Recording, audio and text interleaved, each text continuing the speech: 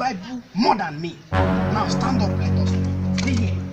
We have to pray. You need to build yourself just like I told you. Let us pray. In Jesus' name. In Jesus' mighty name. In Jesus' name. In Jesus' name. What? Phone card? Phone card? Phone card?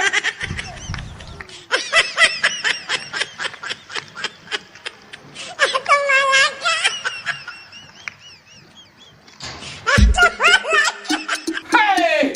I hear me to meet by me. Ha! Apostle will hear of this. I will tell Apostle about this. This is what you want to use your life for.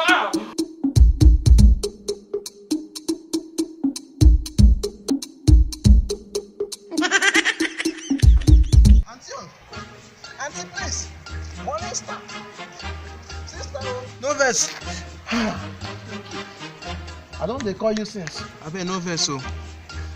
Please. Can I like you? What? Like Phone card? Phone card? Yes. Phone card? Wait, I can still love you too. You want to like me? Yes. Eh? You eat carrots? Yes. Yeah.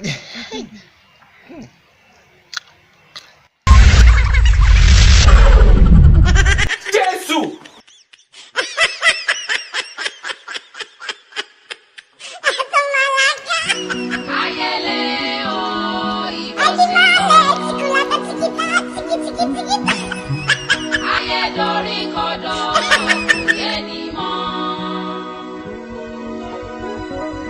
Ibo la ń lọ ènìyàn ó sùn nìyẹn.